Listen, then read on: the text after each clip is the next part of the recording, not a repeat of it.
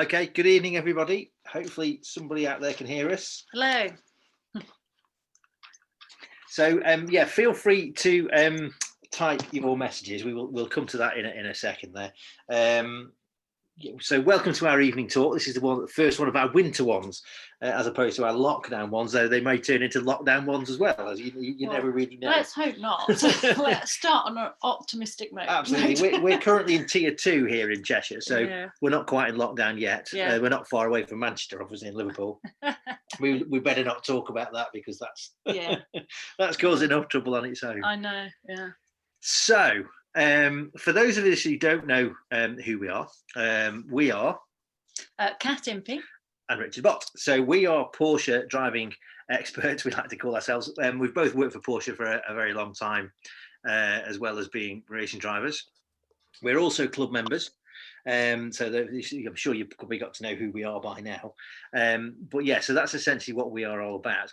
And our company is Veloci Driving. So you can see our websites there. So feel free to have a look around those. You'll see what there is there. We've got Veloci Driving, our main site, which talks about sort of the driving courses and our events and our tours and stuff like that.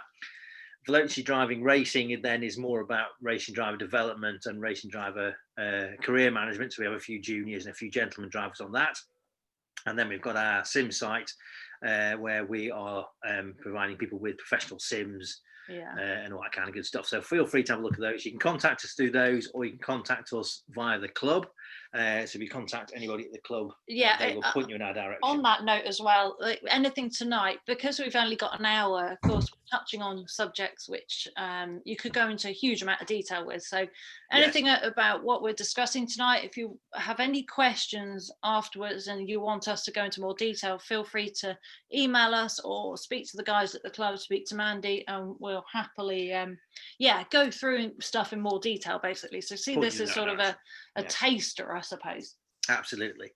So in terms of what we're going to talk about tonight then, very advanced driving, quite a grand term, but we wanted to sort of separate it a little bit from what we did earlier in the year, where we talked more generally about information out on the road and things like that. This is aimed to be a little bit more advanced than that, and it's more some of the content that we do when we're out on the road doing our road based courses, more about which we'll talk about at the end. So in terms of content, we wanted to give you sort of 5 or 6 things that you could take away and use. So with that in mind, that what we came up with really are these things here. So we're going to talk a little bit about attitude. We're going to talk about long observations, which are a key part of driving or making good progress on the road, driving quickly and safely. We're going to talk about slow in, fast out, which is a bit of a racing term, but it works really well on the road, which we'll talk about. We're going to talk about balance and dynamics. Again, a very important part of working well with a car. We're going to talk about the importance of smoothness, and then we're going to talk about running commentaries, which again is something that we use a lot when we're out on the road, because they're a great way of bringing lots of things together and bringing lots of things out. So without further ado, we will drop on to attitude. So arguably, there are 3 key things that you talk about when you talk about driving, which is knowledge, skill, and attitude. All 3 of them are hugely important, but there is one which overrides all the others, and there's no prizes for guessing what it is because it's written there in red twice on the page. Yeah. So attitude, well, even that breaks down though, doesn't it? Does, yeah. So I was going to really start with state of mind. So yeah, you're probably not expecting to talk about psychology and emotion right now, but actually it's such a big part of really what helps us get to where we are, isn't it, really, at the end? Yes. So state of mind, I would say it's easy to get stress, especially if you're late for work, things like that. It's very easy with driving because we do it all the time, for it to not be the forefront of what we're actually doing. So state of mind really has an impact on our actions, as does things like emotions. So it's easy, of course, to get upset, cross, and that also comes out in your driving. So I've certainly had it late to work. I'm sure if everybody's being honest, they have at some point, and other road users around you aren't doing what you want them to do. So it's easy to get aggressive, abrupt, and it's being aware of those emotions, even though you might not be able to instantly be able to control them. If you can find yourself slipping into that place, it's trying to then recognize that and sort that out. Absolutely. So you can't say to yourself, okay, well, I'll have good attitude to it then. It doesn't really work like that. Your state changes day by day. Your emotions change minute by minute. It's being aware of that and being aware of how that might then affect your driving, I guess, really. Yeah, and also being tolerant to others on the road as well. That's the other thing, isn't it? Absolutely, because not everybody enjoys driving. Okay, us all here tonight do, but we have to face facts. Not everybody is interested and enjoys it, so we have to remember that as well, don't we? Absolutely. In this situation too. So that brings us on to choice, which sounds like a strange word to use, but essentially, driving quickly, really, as much as anything else, should be something you choose to do, not something that happens by accident. So what I mean by that is, we're not advocating that you should break the national speed limit at any point, but but if you choose to do so, it should be a conscious act, having taken everything else into account. So I suppose the side of that is people who speed through villages because they didn't know what the speed limit was.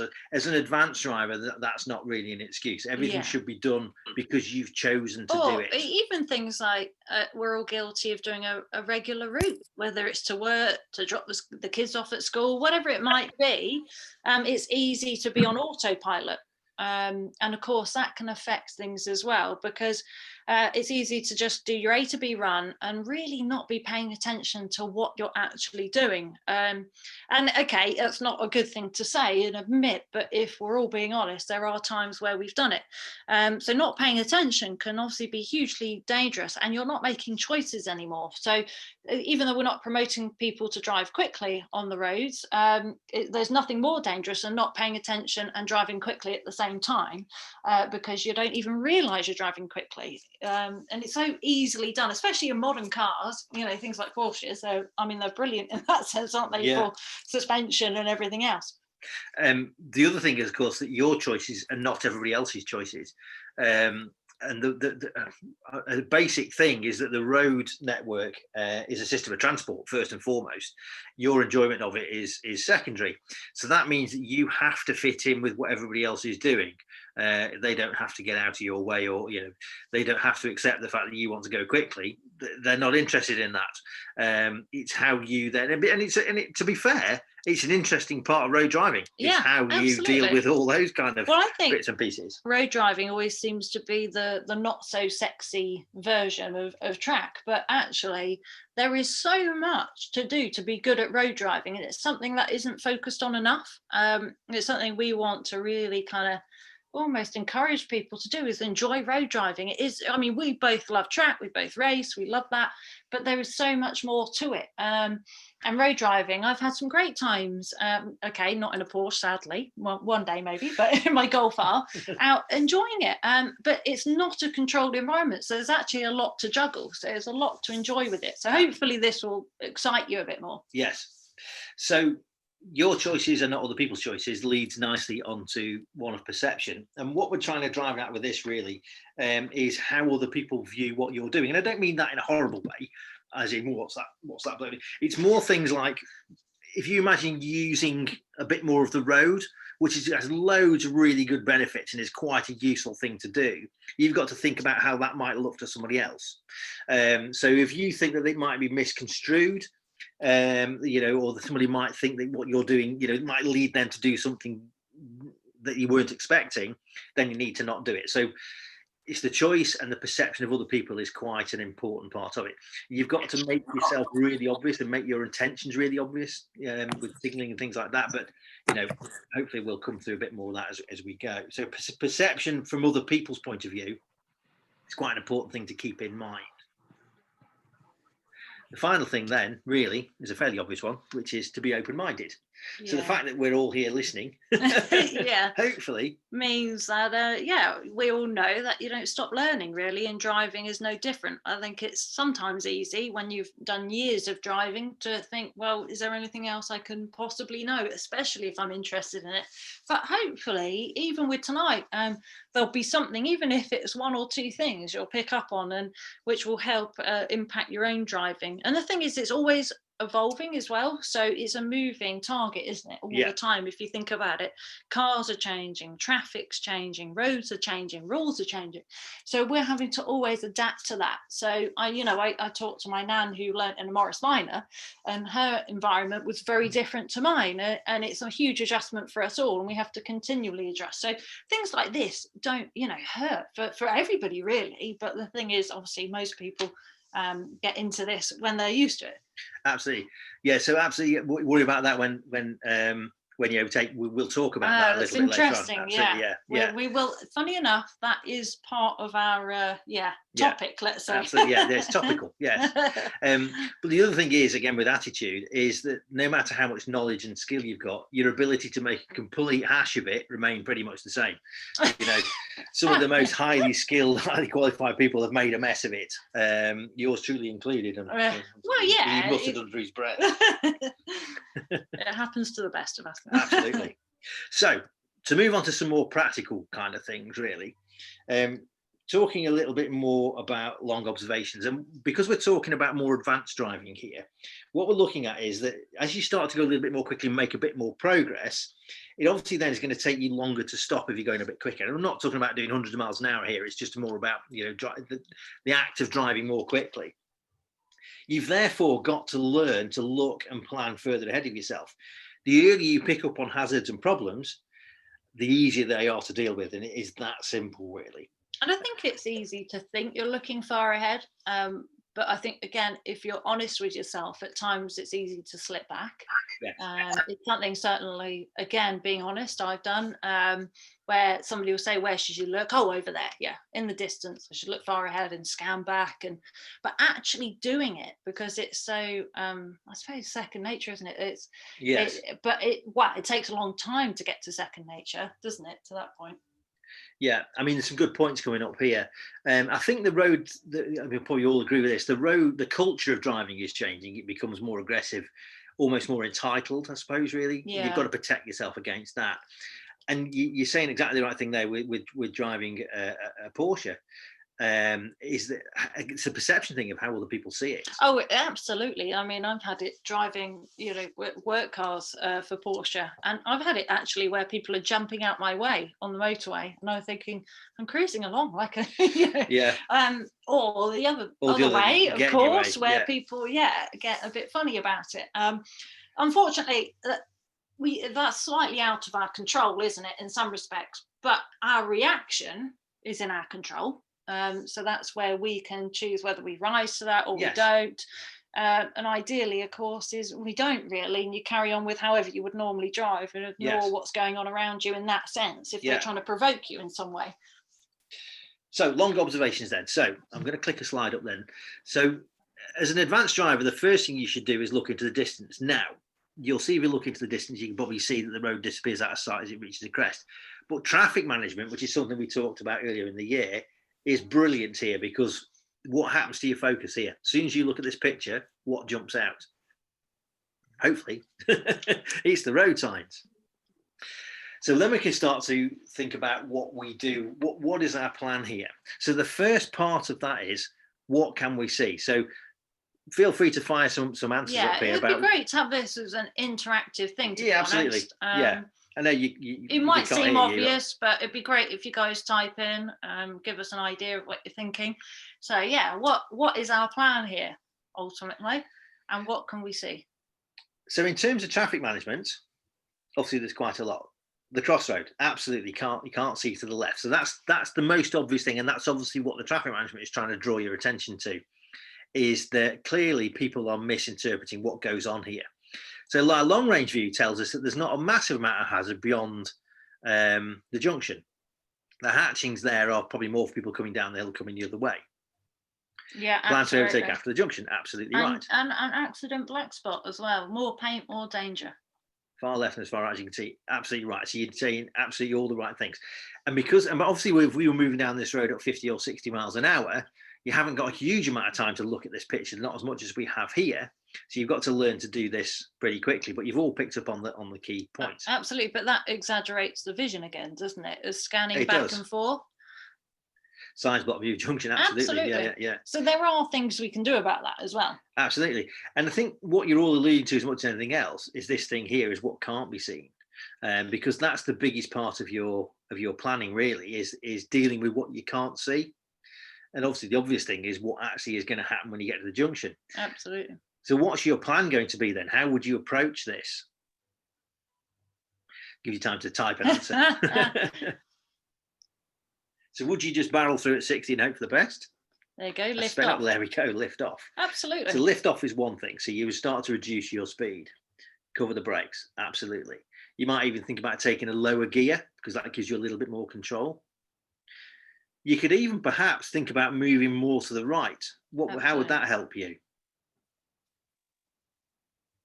Hidden junction near side. Absolutely. So if you move to the centre, it gives you a better view. Yeah, you can see more, but also if there is anything there, they can see more as well. So you become more visible to them. See and be seen. You can see across. You've got a pretty good idea that the road to the right is clear. Not absolutely, because there was a caterham or something coming along there that's below the hedge line. You might not see it, arguably, but you're right. You have a much better view of the right-hand junction than you have of the left because of the buildings. Absolutely. Yeah. Ready with the horn. Absolutely. There we go. Again. You're all over it. Yeah, experts already. Yeah, that's it. We can go now. Yes, absolutely. Because the other thing is, obviously, if you're moving across, what have you got to check before you do that? Absolutely. Mirrors. Yeah, absolutely. Yeah, people behind. It's so easy, isn't it, to look ahead, but you've got to be aware of behind.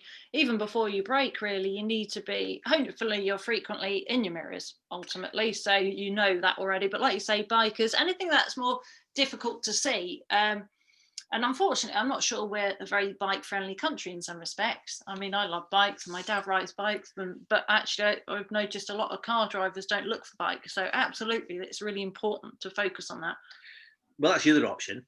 Yeah, nail it through there, but we should advocate that. Yeah, we'll have to be careful on that one.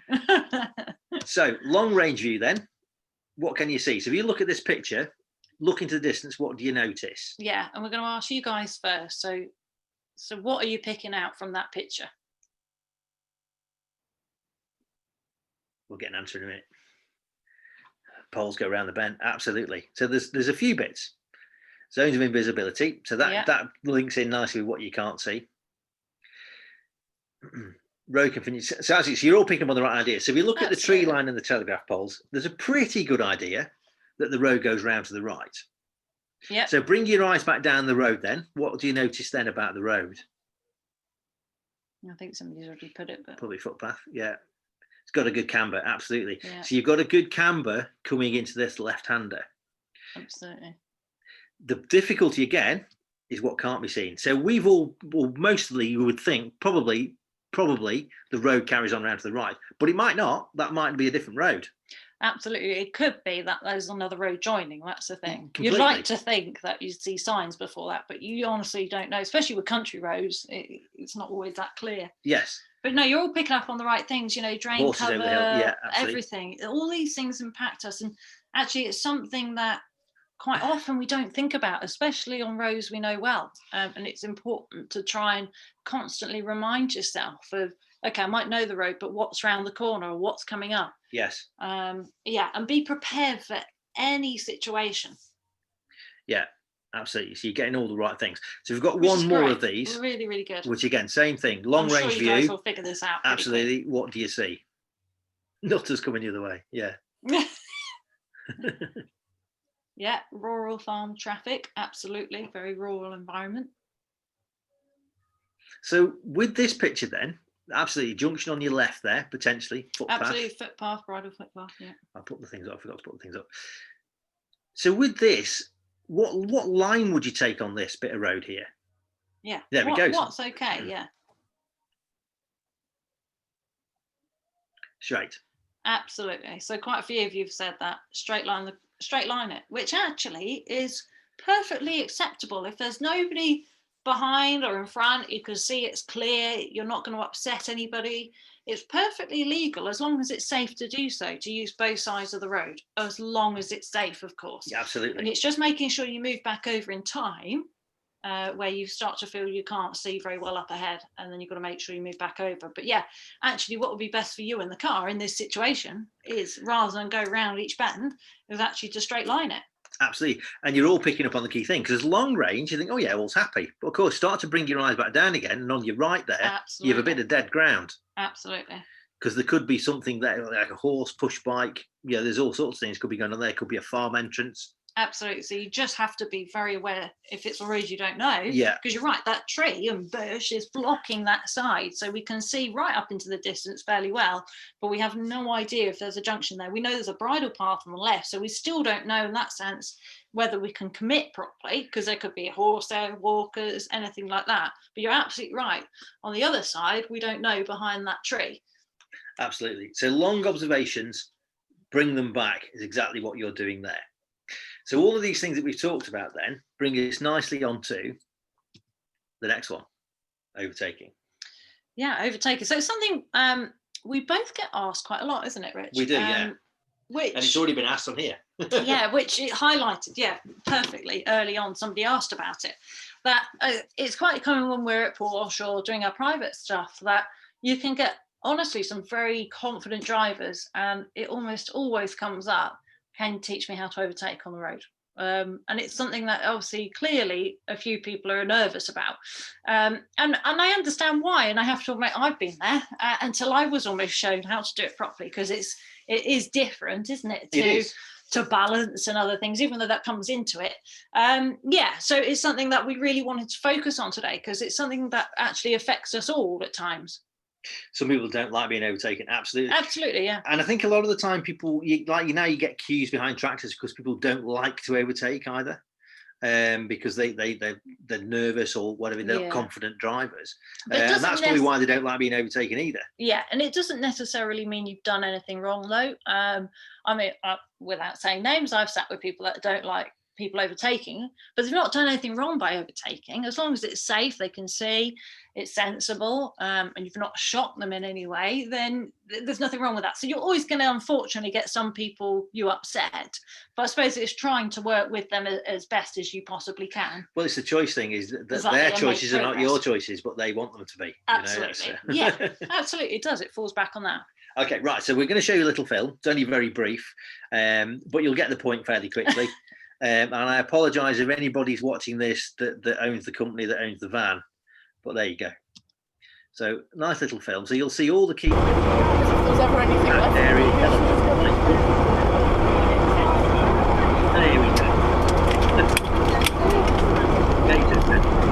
And he's now overtaking a really scary, dodgy overtake, so that he can then queue up behind the next car. Well, he's got some good advertising in some ways. Yes, so how should you do that properly? So thinking long range view, thinking advanced driving. Yeah, that's what we're moving. So hopefully all your eyes shot up to the top of the picture there and had a little look at what was going on in the distance. Yeah, that's a good point. Sorry, just reading what people are saying about using obviously their map on the PCM unit as well. So all good points of telling you obviously what's coming up next and where might be safe to overtake. Of course, then you'd have to check. But yeah, it gives you more preparation of what's coming up next, ultimately. So there's a sequence of things you can run through when you're planning an overtake. So the first one, is it safe? So what have you got to take into account to make sure that it's safe? Look at the markers in the middle of the road. Absolutely. Sorry, I'm laughing at somebody else having a go at somebody in Buckingham. Yeah, absolutely. Yeah. We'll come back to that. Yeah. So is it safe? So what have you got to take into account? So is there anything coming the other way? Is the obvious one. Now, obviously the van bloke didn't do that because he just cracked on and did it. But what else have you got to take into account? What's coming up behind us? Absolutely, which somebody's just what's going on behind us. Brilliant. Absolutely. And it, again, hopefully you guys are very frequent in your mirrors, but it is easy to miss things. Absolutely, farm tracks, halfway down. Absolutely, that's not obviously a major crossroads there, but there's something there, isn't there? Whether it's a private. Absolutely, and the farm tracks, this is one of the limitations of rules. So if you look at the markings in the middle there, they are normal road markings. They're short lines with big gaps. If you come to a junction, if you look at the top of the hill there, you'll see they've gone to long lines with short gaps, which is probably because you're coming to a crest. Now, that should always also happen when you come to a junction. So you might think, well, actually, that's quite safe because the road markers are telling me that that's safe. But you've all picked up on the fact that there's farm tracks there. Absolutely. So that's the same as a junction, really. Absolutely. If somebody, a tractor isn't going to leap out of there, I'm sure. But it doesn't mean if it was a bit more closed, the white lines only tell you part of the tail. Yeah. You've got to look and observe yourself. So you're all saying about the two cars, but what about the Beetle? Is the Beetle thinking about going past? Because if you think that quite often people think that the white line on the right there is for them, which it isn't. It's for people going the other way. But the guy in the Beetle might think he can't overtake till he's cleared that white line. So that's where we need to start talking about communication, isn't it? Yes. To the vehicles in front. So the white blocks, they're for the old VASCAR system. So what the police would do is they would measure you over a set distance. So as you went over that block, they'd start the VASCAR. That's what that was for. So they don't really use that in quite the same way anymore. Do they have a dash cam? Yes. Wow, that's interesting. He's too far back to pass. Let's have a look at that. Yeah, absolutely. Yeah. Depends. You might be surprised. It does depend what you're driving, of course. But if you're in a Porsche, you'd be surprised. So I think we've covered it a little bit. Is it legal? Yeah, we've let's kind of go talked to that first. A little bit. Is it legal? So we've talked about the white line there. As far as I can tell, there's nothing there that makes it illegal. Is it necessary? Now, what I mean by that is, if you think about our man in the van, it's not so much if it's necessary, it's if it's achieving anything. And I think in this scenario here, if you're trying to make progress, there's nothing in front of you. It's absolutely, it is necessary. Can I just say to Will, you're absolutely right. That is a basic Beetle. So you're right. Yeah. Yeah, absolutely. Yeah. So perception, I think we've talked about this a little bit then. So the people that we're going to overtake, what's their perception of our overtake going to be? Are they going to get cross about it? Are they going to gesticulate? Are they going to get upset? How could you avoid that happening? I will just say, because somebody has put, there is a 60 mile an hour limit here, which is absolute fair point. But I'm sure you've experienced it. You don't necessarily know, are they doing 60? Or, I mean, I've sat with people that are very nervous and they do 30 or 40 everywhere. Yes. For example. Absolutely. They may not think or see that you're coming. So how do you get around that then? What would you do?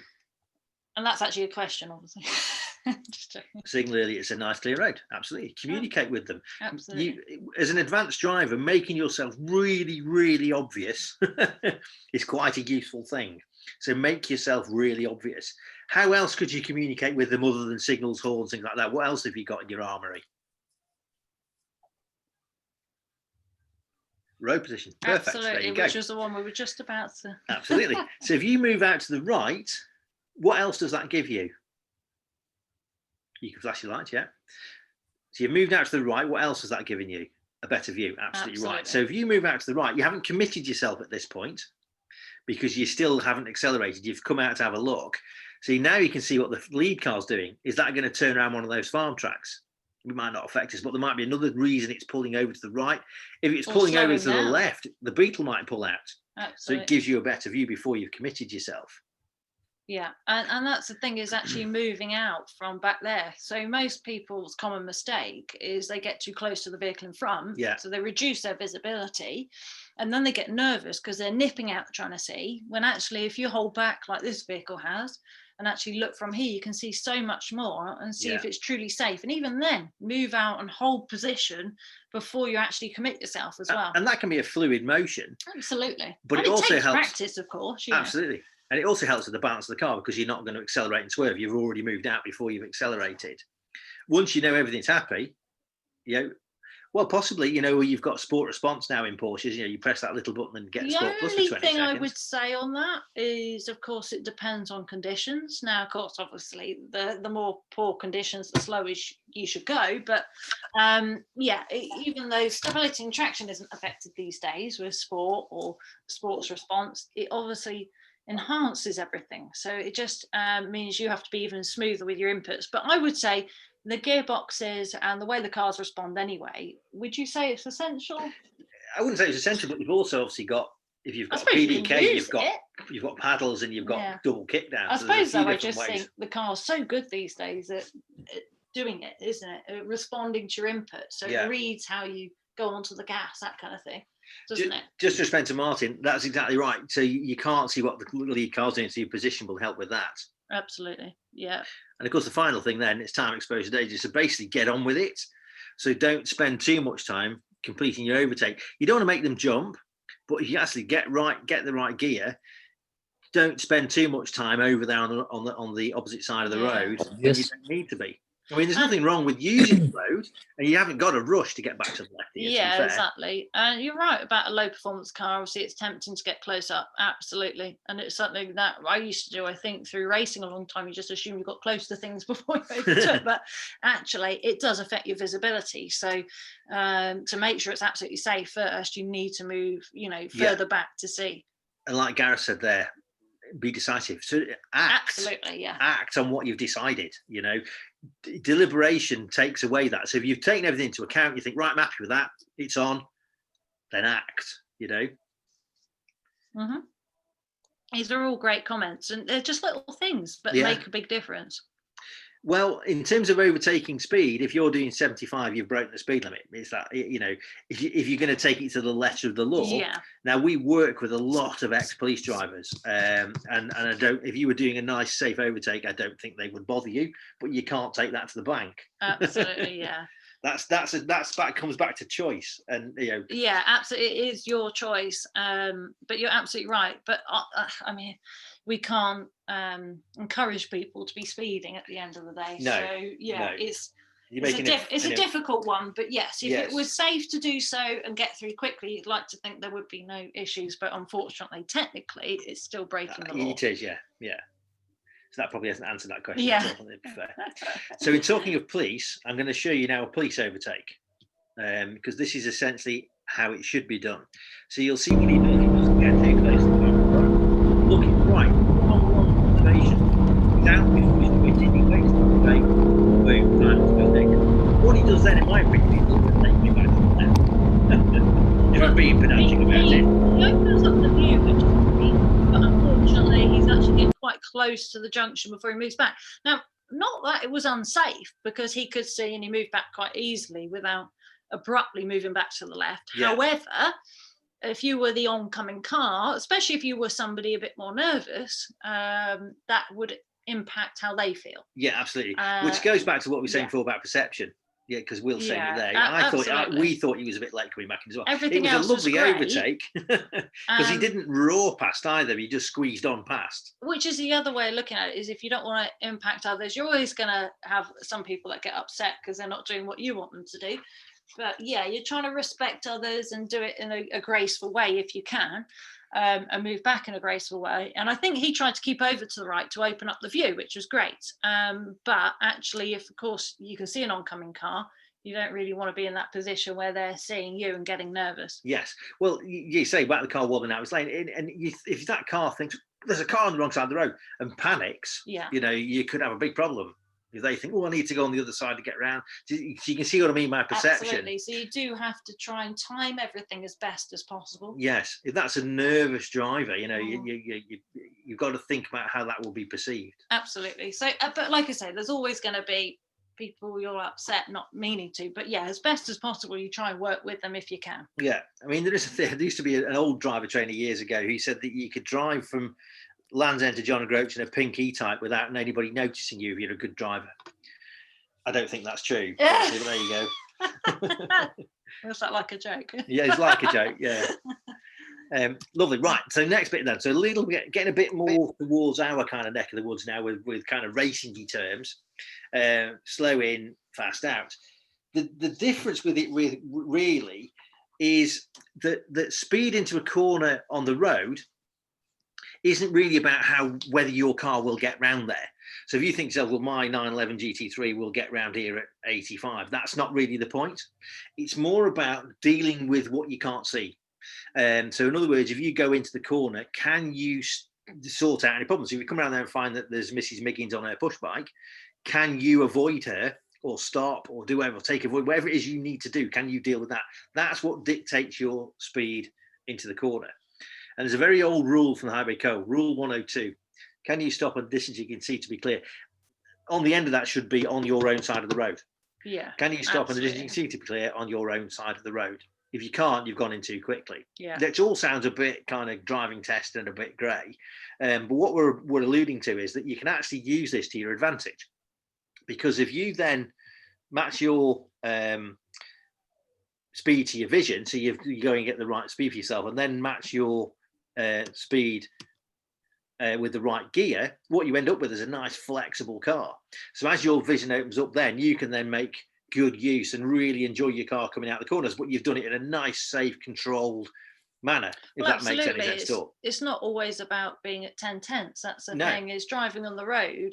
Like I say, people always view it as not as sexy. And to a point, I understand that, but actually there's so much more going on the road that you can enjoy it in a very different way, and you don't have to be at 10 tenths, but you can drive very well. It's not as in controlled environment in many respects, so it's harder. That's the thing. In some ways it's harder. So to perfect that, if you love driving and you love your cars, is a great, exciting thing. Yeah, absolutely right.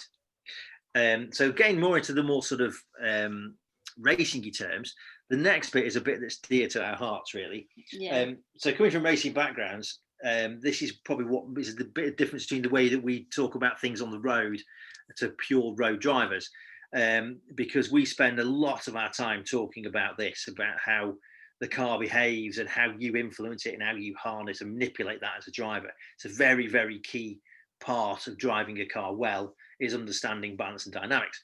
Now, as Kat said at the start, this is not a comprehensive dive into vehicle dynamics, because that is a massively deep subject. If you get a chassis engineer to one side one day, fascinating though it may be, you might regret it, because it's horrendously deep as a subject. Yeah. So this is a kind of overview of it, really. So starting with roll center. Now, roll center is a theoretical thing. It's kind of a central point around which everything else acts. It's different to center of gravity, because that changes with height. It's the point around which the suspension moves, if you like. So when you brake, it's the pivot point at which it rolls forward, pitches forward. When you turn, it's the center point around which it rolls to the side. So it's a theoretical point, but it's affected by weight transfer. Yeah. So well, let's go on to weight transfer. So are you going to pop the pictures up first? Is that what you're going to do? Yeah, I'll talk through it that way. So as you can see, the very stylish cars right here. So weight, I guess the best way of picturing this is when you accelerate and brake yourself, and where you're moving in the seat. So braking, the pitch, the weight is moving to the nose, as you can see with the first car. So we're actually generating more grip at the front of the car, but we are therefore losing grip at the rear axle as well. The back's lifting a little bit. Now that's absolutely fine, because it's all in a straight line. It wants to go the same direction. So we've got no problem at the moment. And the same with accelerating, as you can see, all in a straight line, very easy, pitching towards the back, weights pitching to the back, more grip and traction at the rear, but less at the front. But whilst all four wheels are pointing in the same direction, no drama at this stage. Absolutely, because pitch works in the same direction as travel. So it doesn't destabilize the car. Where things get a bit more confusing is when you introduce roll. So what happens with roll, obviously you steer to the right, the car rolls to the left, but the forces acting on the car are working in the opposite direction to the way the car's traveling. So that creates an instability. So that's the kind of difference, really, and where it starts to be confused as to what the differences are. So we talk about on the track, we talk a lot about a flat car. So the first two pictures, the pitch pictures, the car's still flat in effect, because it has no cornering load, it has no roll in it. So you've got a flat car there, so you can brake and accelerate as hard as you like, and the car's its most efficient. When things start to get confused is when you introduce roll. But combining the forces is a very natural, normal thing to do. Yeah. And done well makes a huge difference to the way that you drive your car. It's got to be done with intelligence, and it's got to be done with good feel and good balance and a good understanding of what's happening. But if you take accelerating as an example, I'll put the picture up, then you can see our 1983 Ford Escort van. You're right as well. That roll doesn't eliminate the force. Absolutely right there. Sorry, just reading the comments for a minute. Yeah, no, absolutely. Yeah. So you can see by the first picture with the yellow car. Well, I would say these two pictures are of different vehicles, actually. So the one with the yellow car, to me, and obviously you guys may have a different opinion here, looks like it's accelerating and turning slightly. So it looks like it's got most of the traction on the rear left corner, followed by the front left. And the lightest point is the right front. Whereas if we look at the contact patches on the next picture, it looks like actually the right front has most load. So that to me would look like a car that's braking and trailing the brakes, or blending the brakes off, however you want to put it, turning at the same time. So we're getting more weight onto the nose of the car to generate more traction. So it's then the front left that's got most grip, followed by the rear left. So slightly two different pictures there, but both are, we're manipulating the grip with the car. So the weight makes a massive difference to that. And it's something that road or track, it's the same. Weight, movement, physics is still the same. Yes, okay, on track, we are going, hopefully more towards 10/10ths. So it becomes even more important. But if you want to enjoy your car and be at one with your car, it's just as important on the road, isn't it? Absolutely. So if you take something like a 911, for example, people's perception often with 911s is the back goes everywhere, but in actual fact, it's the last thing that happens. Mm-hmm. With 911s, the weight and the grip is at the rear of it. So to get them to turn properly, you've got to manipulate what's happening to create some front end grip. So when you brake and you pitch the car forwards, as you start to release the brake and the pitch starts to move back towards the rear of the car, if you like, you end up at a point where you've ended up with quite a well-balanced car. You've got equal amounts of grip front to rear, if not slightly more towards the front. That will help you turn. So by blending your braking and your cornering, you actually unlock more potential from the car because you make the front work better. Absolutely. So you don't want too much brake because obviously the back will come around then, but getting it right absolutely unlocks the way a 911 works. Yeah, there should always be an overlap really of some kind, shouldn't there, within reason. Yes. What you do then with the 911, obviously, is when you release the brake, is you need to then move a little bit of weight back towards the back. But if you accelerate too early, you will get biblical understeer because you've now got huge amounts of rear end grip. So if you're trying to now still go around the corner and you've moved all the weight towards the back, it is going to understeer like a truffle pig, as somebody once said. Yeah. What generally happens then with old 911s is people lift and then it all goes horribly wrong. Yeah, that's why you don't really respond in a drastic manner. That's right, yeah. But with 911s, if you get the timing right, they come out of corners better than anything else, which makes them really good in the wet. Absolutely. And that's still proven today, isn't it? Yes. IMSA has just done a race and it was part wet, and exactly that. The 911 class, that class won with the 911s, the RSR, because the engine is over the rear axle. So even today, it still makes that difference. And it's not quite what people think. They think it would be really glary and lively at the back, but actually, within reason, it's not. Yeah, no, absolutely. So with traction control on track, what Porsche have done latterly, they recognised obviously that people don't want to completely turn the traction off because when you need it. So now the sport modes on traction are really good because they allow quite a bit more movement in the car before they cut in. But if it is all going wrong, they will help you. You can dial that bit out.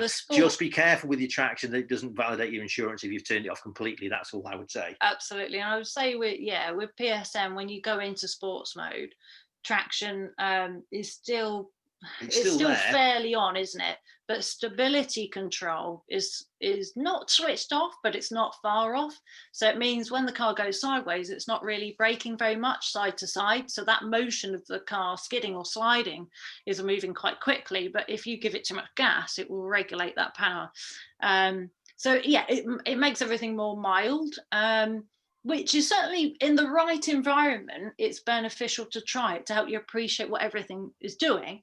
But I would say in the right environment, because otherwise it's very hard to tell what the car is doing and what PSM is doing. And you certainly don't want to have that shock, let's say. No. Which I've seen with people before. And I understand why they've tried it, but it can be a big shock, especially in the dry when it suddenly breaks traction. Yes. So that brings us nicely on to smoothness. Yeah, and a good point if you have it, of course. Not everybody. There's a very good point. Have PSM, of course. So because of all these forces moving around the car, that is why smoothness is so important, because everything you do obviously moves the weight of the car around. That then directly affects the tyres. So if you're doing things not quite the way, if you're not doing them smoothly, that also affects the tyres in an adverse way. So less weight transfer equals better balance. So if you've not got as much roll in the car's better balanced. And if you control how that weight moves around, so in other words, you drive a car as much with your feet as you do with your hands. So how you transfer weight around the car, forwards, backwards, side to side, while it's cornering, while it's transitioning, things like that, all help the balance. So the better balance the car is, the more grip you have. It is that simple. Absolutely. So which the car's unbalanced, or you, yeah, exactly. If you're being rough with the car, you will have less grip. Absolutely. So if you imagine that you've thrown the steering to the right, the car will violently roll to the left and it will snatch the tyres onto the surface. There used to be a really good film, and I think YouTube have taken it off now, sadly, because I tried to find it, of Jackie Stewart working with James May. And one of the things he does is he deliberately, without warning, pushes James May. And of course, he nearly falls over. And because that's you weren't ready for that. So what he does then, he said, if you resist me and I push gently, you can take a lot more force before you fall over. So what we're looking at there are these two things here, hinting, introducing things to the car so it doesn't jump, it knows what's coming next. Yeah, and it doesn't need to be too exaggerated. So basically, the faster you go, the more important this becomes. So on road or track, because it doesn't need to be crazy quick, but you want to tell the car what you're going to do before you do it. As simple as that. It's that simple. With braking, it only needs to be for a split moment, but if you touch the brake and then brake properly, whether that's really firm, doesn't matter, but the car's had chance to brace and react to that situation, and you never want to shock it and shout at it. No. Otherwise that's when it's going to bite back. And it's exactly the same with steering, gas, everything has to have a dampened touch. So you might have a lot of deep down aggression, but it always has to be controlled and dampened. It's never just aggression on its own. Absolutely right. The final part of that being the rate at which you do things. So that doesn't necessarily mean doing things slowly. Yeah, that's probably a common thing, isn't it? Actually, is you get people, they almost end up too smooth, which I know sounds mad, but you can end up doing things too slowly as well, where you're so trying to exaggerate the smoothness so much that you're not actually strengthening the wheel at the right rate. No. Or accelerating at the right rate. So I mean, it's a better problem than the other way, of course. Yes, yeah. But yeah, it's a fine balance between too much and not enough. I mean, we're very fortunate to work quite closely with Richard Atwood. Richard Atwood is a classic at this, where you might want to explain who he is. Yeah, sorry, for those of you who don't know him, he was the first man to win Le Mans for Porsche in 1970. I'm sure you probably know that, but just in case. You know that. So he was a world-class professional racing driver. He's now in his 80s and he's still pretty much a world-class professional racing driver. And the thing with Richard is he can make a car go very, very quickly without it really knowing it's doing it. Yeah. Oh, it's amazing to sit with him. It's almost uncanny. To sit with him, you think he's not going very fast. You're thinking this can't be the case. And then you look at the time and it's unbelievable. And you think he's now, what is he now? Oh, he's in his 80s. Yeah, like I can't remember, 84 or something like that. Yeah, and it's unbelievable. But it just shows actually that racing drivers aren't as aggressive as you might first think. No. But also going the other extreme of trying to exaggerate the smoothness to the point of everything being very, very slow doesn't work either. So it's that balance of dampening everything you do. And that's what hinting really comes down to. Because if you sat with a driver now in a Carrera Cup car, for example, you'd think they would be really aggressive and rough. What that is, that's rate. Yeah. So they're just doing things at a higher rate. So they're doing them quickly, but it's still smooth and flowing. Yeah. A good example of that, I thought I'd just put these two pictures up here. Two very different jobs that basically use the same principles. So you've got a chauffeur on your left here that for some reason doesn't wear a seatbelt. There you go, that's the story. But this guy's quite a well-known professional chauffeur. He works for one of the big companies in London that works with the royal family a lot. So a very highly qualified, experienced chauffeur, and known to be very smooth, very silky in the way he does. Because of course his passengers don't notice they're being driven quickly and all the rest of it.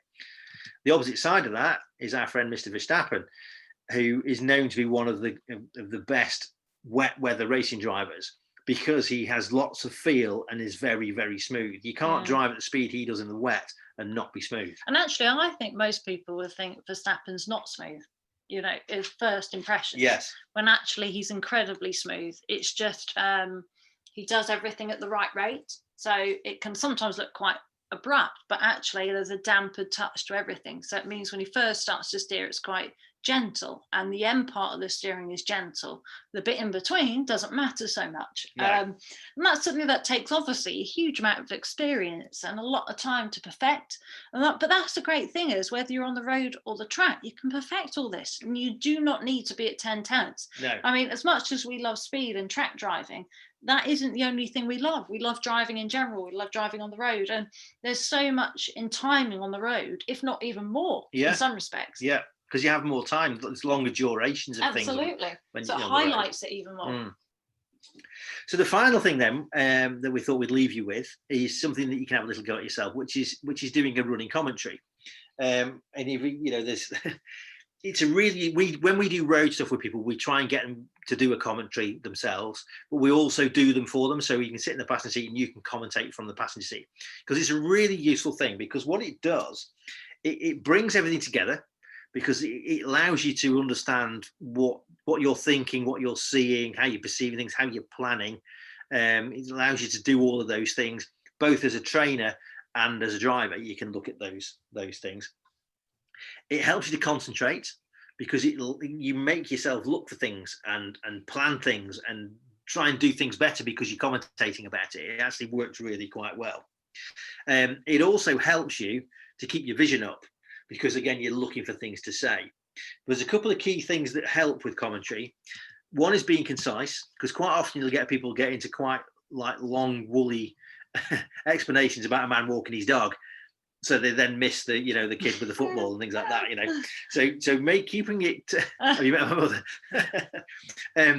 Be concise. I know that feeling. It is hard to do a commentary. Do it on your own. Yeah, don't worry about doing it. Absolutely. To be honest, I mean, we have to do it for tests and things. We have, unfortunately, a lot of tests for licenses that we have to do this kind of thing. And I would never say, you might disagree, Richard, but I can't say I ever get used to having an audience. Really, it's something that with experience you learn to do. But I'm always more conscious with an audience because I think that's personality type as well, right? So if you ever came out with us, we would ask you if you wanted to do it rather than force you to do it, but we would do them for you. But on your own is the most beneficial point. It's just improving you. It's about you.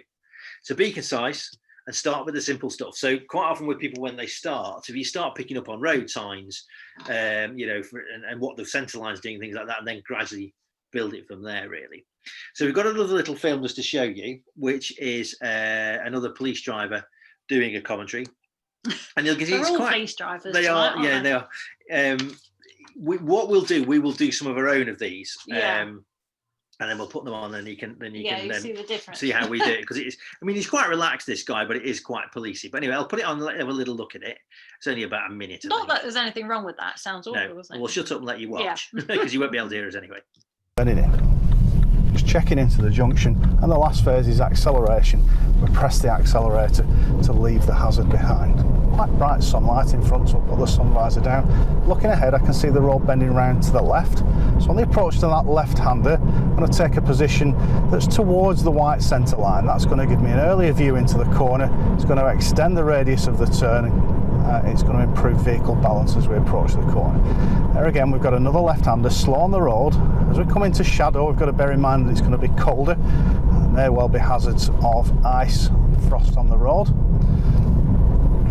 There we've got a sign warning us of a right-hand bend, maximum speed 20 miles an hour. So I'm off the gas, using the hill and gravity to slow me down, taking a lower gear, and then gently accelerating into the corner, very gently, just to maintain vehicle balance as we go around. And as the corner opens up, we'll press the accelerator. So there we go. So I just thought I'd leave you with that little bit there.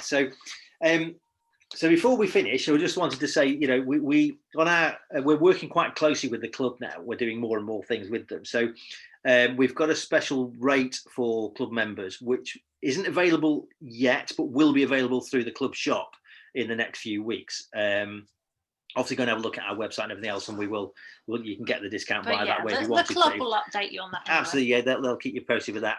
We've got some really exciting stuff coming up next year, which we can keep you in mind with. But most importantly, if you've got any questions on tonight's episode, honestly, guys, just feel free, please, to send us an email, message, about anything. And obviously, our passion is very much driving. So absolutely, yeah. I think we're all agreed on that. To talk about it.